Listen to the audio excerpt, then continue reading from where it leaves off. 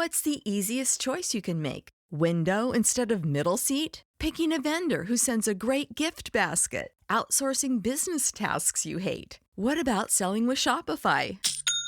Whether you're selling a little or a lot, Shopify helps you do your thing, however you cha-ching. Shopify is the global commerce platform that helps you sell at every stage of your business. From the launch your online shop stage to the first real-life store stage, all the way to the did we just hit a million orders stage. Shopify's there to help you grow. Whether you're selling scented soap or offering outdoor outfits, Shopify helps you sell. Wherever and whatever you're selling, Shopify's got you covered. Sign up for a $1 per month trial period at shopify.com/try. Go to shopify.com/try now to grow your business, no matter what stage you're in. Shopify.com/try. You're listening to the Archaeology Podcast Network. You're listening to The Archaeology Show. TAS goes behind the headlines to bring you the real stories about archaeology and the history around us. Welcome to the podcast.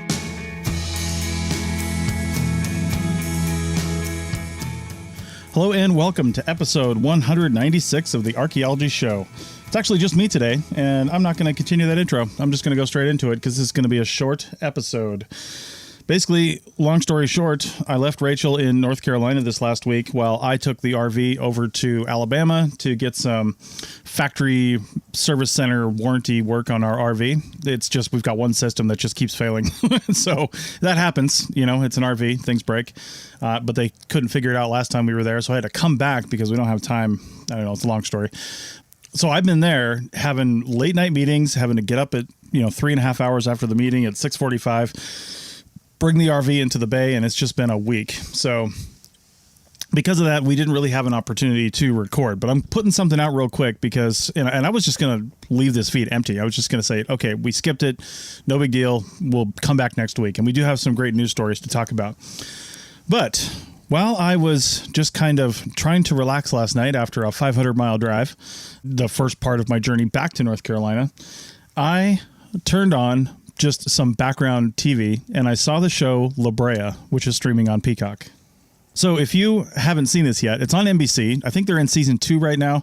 It's coming back in January, which means I think season 2 is like still in full swing. I don't think that'll be season 3, but I'm not really sure. Either way, there's a full season 1 and then at least a partial season 2, and it's still going. It hasn't shockingly been canceled yet. Now, if you haven't seen it and you want to see it, then turn this off, right? This isn't for you, because I'm going to tell you right now exactly what happens. And in the first 4 or 5 episodes, yeah, that's right. Anyway, so it starts out, again, shut this off if you don't want to know. It starts out in Los Angeles with a mom and her kids, and they're like teenagers. And they're just doing whatever they're doing. All of a sudden, the street starts to crack, and people and buildings and cars start falling into this massive sinkhole that opens up. Well, the sinkhole opens up, and it's legit 500 feet wide and bottomless. They just don't know where the bottom is. Now, all the people apparently fell through, and along with cars and things like that. Presumably some died. I don't know. But they fell through, and they went through this light. They keep calling it the light. It's clearly some sort of rift or crack in the space-time continuum, but none of them are smart enough to figure that out. So they fall through this light, and the light is, in the show, once you see them in this other world, it's way up in the sky, and yet they landed gently onto the ground somehow. So I don't know what's going on there. But they fell through this light, landed on the ground. They were all scattered around, and except for a lot of the buildings and big heavy material landed in one spot, and that was all smoking. So they all kind of converged on this clearing, they call it, where this stuff was smoking. So anyway, one of the people there is this stoner kid who is actually, he's not really a kid. He's probably in his 20s, but he works at the Brea tar pits. That's where this whole thing's centered around. That's why it's called Brea. It's the Brea, neighborhood, I guess, of Los Angeles, and it's right at the Brea tar pits. And he knows different things, and he's not I don't know what his job is, but he does work there. So he knows some stuff about anthropology, knows some stuff about paleontology, and he just has a passing knowledge of it all. And he's also probably one of the better actors in there because he seems natural. He's funny. The rest are just absolutely terrible. And that's why you shouldn't watch it. It's just bad acting. But I love the premise. Now, here's the thing. I think if you listen to the last episode we did, then, we talked about Graham Hancock's series, Ancient Apocalypse, and he talks about how an ancient civilization that was way more advanced than any hunter-gatherer civilization, and possibly even more advanced than we are now, lived during the Ice Age. Maybe before, I don't know what. He really doesn't cover that in the series. I don't know what happened to them. I don't know why there's no evidence of them, except for what he says is the evidence that is through all the, megalithic structures throughout the world that started around 10,000 or 12,000 years ago. 10,000 BC, give or take, but about 12,000 years ago. That's where his first evidence comes from. And evidence, I'm doing air quotes, you can't see it. But anyway, so he talks about that, but he doesn't give any, all archaeologists look at it and say, well, there's no plausible reason for this. We don't have any evidence. We don't have anything. But now, through the show La Brea, we have what I think is a plausible explanation. It's clearly a time rift that sends people back to 10,000 BC from different time periods, you'll find out later, but sends them back to 10,000 BC. And then, clearly they can't get home, so they give the people there knowledge, but they do that while erasing their own existence somehow in the archaeological record. So it's very nice of them to do that. They're very time conscious, I guess, and history conscious, but yeah. Obviously, I'm joking.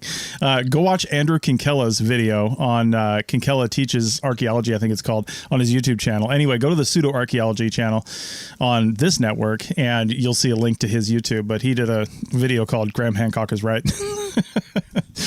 So anyway, lots of people have covered Graham Hancock. But point is, I'm talking about La Brea real quick, because I just got to say, man, this is the problem with science communication in this world today. Time Team in England ran for like 20 years or something like that. And people in England have just like a general passing knowledge of ground penetrating radar. It's just like something they have in their head, right? They know certain things because Time Team was not just like some, I hate to say it, but some PBS show that like 4% of the population watched. It was popular. People loved it. People watched it. Lots of people watched it. A whole generation watched it. And they just have this knowledge because it was a well done show, and they talked about and did scientific things. We don't have that in this country. We tried Time Team. It didn't work. They had a few episodes, but it just didn't catch on. We've got crap like this, and we've got crap like the Graham Hancock's Netflix show, Ancient Apocalypse. And I'm saying that because the writers of this show, either they were pandering to like idiot, people who they expected to be watching it, or they were just idiots themselves and didn't do any research. Maybe they didn't have the budget. I don't know. But one of the first, aside from the whole time rift sending you back to 10,000 BC and not dying during the fall thing, aside from that, the historical inaccuracies really start off quick. And one of the things is this woman who's one of the central characters. She's recently separated from her husband, but she's like not dealing with it very well. She's wearing her wedding ring around her neck. She lands in some field next to this rock that has a handprint on it, like a petroglyph, and that's going to become important later. And her wedding ring on the necklace chain that was on breaks off, but she didn't know it. It's laying there on the ground. She realizes this later. Well, her husband in the future, we don't really know his story yet, but her husband in current time can actually see glimpses of that world as these like visions. It's weird, but they thought he was crazy. Turns out he can see this other world basically 12,000 years ago. Same world he's in, but 12,000 years ago. And it looks like it's tied to people that are there, right? Tied to the people that are in that world that he's connected to. So he can see glimpses of his wife, and he knows they're back there. He knows they're safe, but he can't convince anybody. So he sees this rock, and he knows what this rock is because they've hiked there before. They have a picture of them standing by this rock with this petroglyph on it. So he goes there. He knows she dropped her ring because he saw it in the vision, and he tries to find the ring, thinking it's been there for 12,000 years. And he does find it, and it's covered in like black or something like that. I mean, first off, it's like a platinum or silver ring with a diamond in it. It would probably look just about the same after 12,000 years, to be honest with you. It probably wouldn't look, it would be dirty, but you could clean it and it would look fine. But this looks black, almost like it was burned. But if it's sitting in the same spot, it literally legit hasn't moved for 12,000 years. So of course, what do they do to try to prove that this came from 12,000 years ago? They carbon date it. Let's let that sink in for a minute.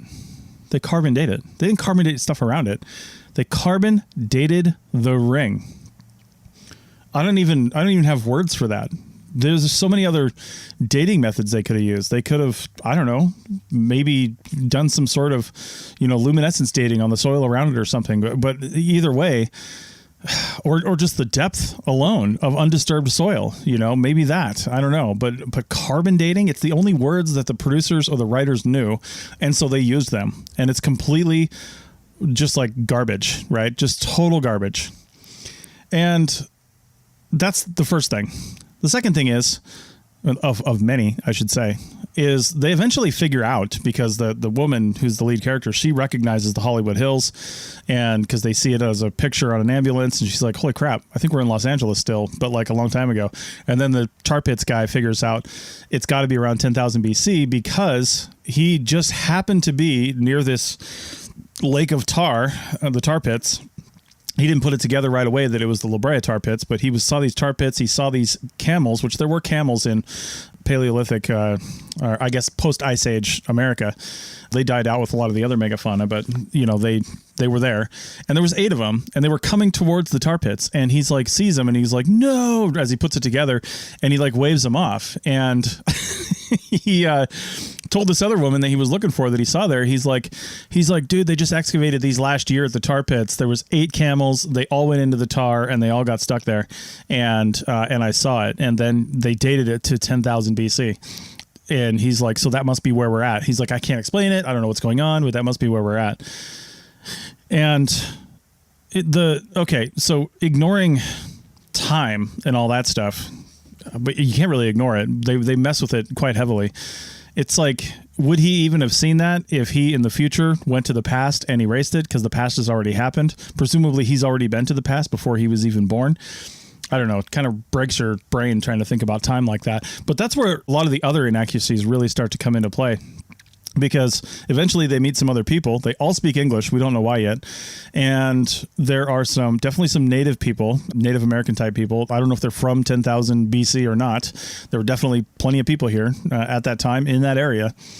And they were probably all living near Cerruti, chomping on Mastodon. That's a little bit of a callback for you.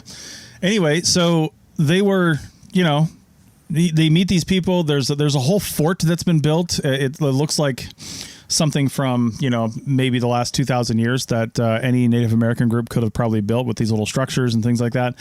There's like clay pots. There's spearheads and like a weapon room and all kinds of stuff. All that not really historically accurate, but not implausible either as something people could build as Native Americans. But clearly they had help.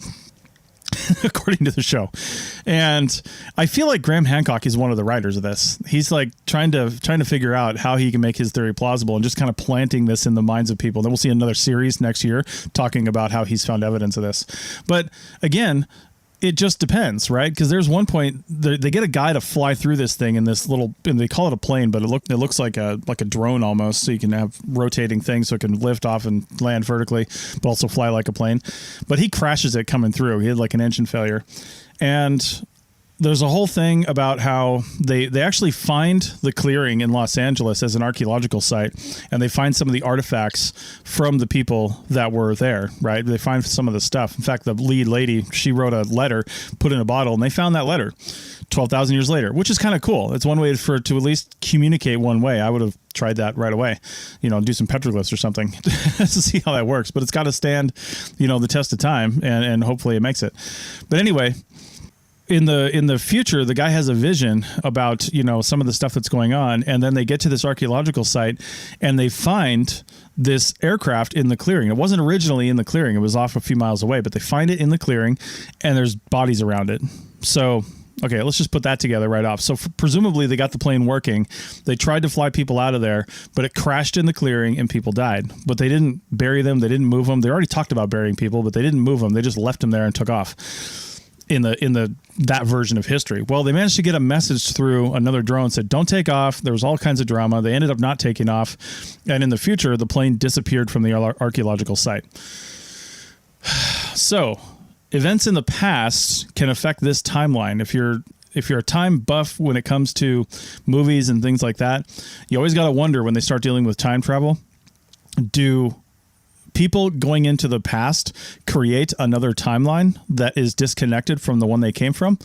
that is actually one of the theories in physics. Is it physics? I don't know. But that's one of the theories is, yes, if you go back in time or you manage to get back in time, you just create a fractured timeline that you're on. Otherwise, paradoxes can happen, and that's not great, right? You could kill your grandfather, for example. But in this thing, you could actually kind of do that because you're in a different timeline. A series of events are happening, and that kind of prevents the paradox. But in this one, clearly they're in one timeline. It's very linear, and anything they do in the past can have an impact on the future, right?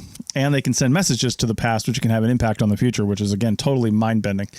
But point is, there are a lot of archaeological, historical inaccuracies related to Native Americans, related to Europeans, related to, so far, the Civil War, related to all kinds of stuff. And it's just bad storytelling. I love the premise. I love the fact that maybe people fell into this rift and went back in time and had to deal with it. I think that's really cool. Like, how would you deal with it? In fact, I think every archaeologist has dreamed of going back in time and just seeing, hey, were we right? I know I have.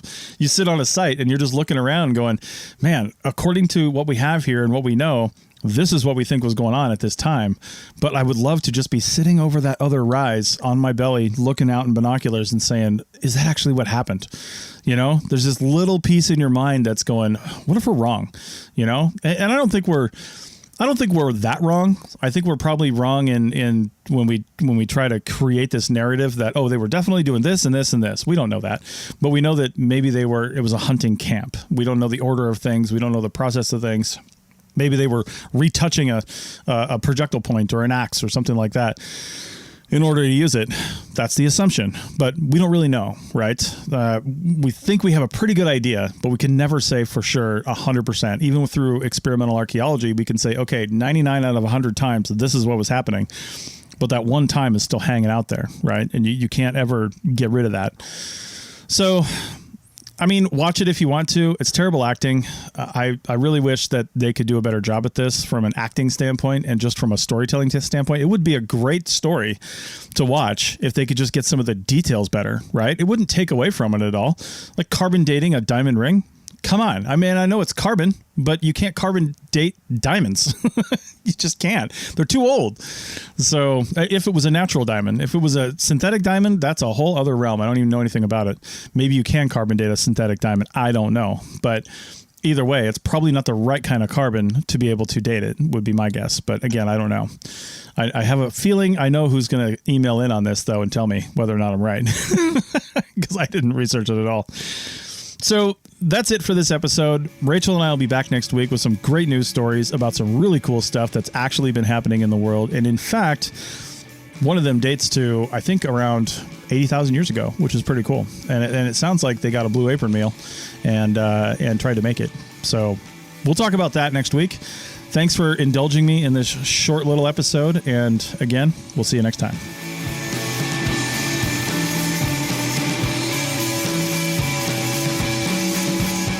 Thanks for listening to The Archaeology Show. Feel free to comment and view the show notes on the website at www.arcpodnet.com. Find us on Facebook, Instagram, and Twitter at ArcPodNet. Music for this show is called I Wish You Would Look from the band Sea Hero. Again, thanks for listening and have an awesome day.